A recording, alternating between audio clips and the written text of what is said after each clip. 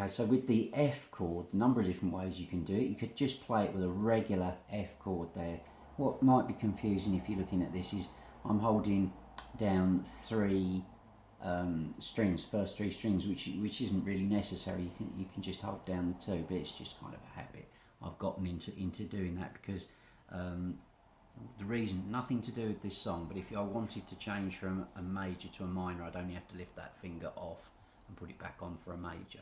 That's not to do with this song, but just to explain why you'll see me use three.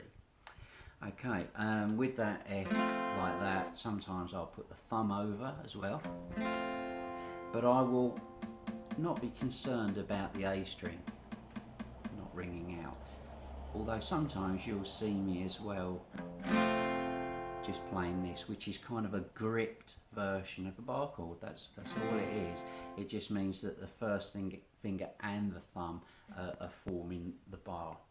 Okay, so there's nothing special goes on when I'm playing that. Just that rhythm, 1 and 2 and 3 and 4 and 1 and 2 and 3 and 4.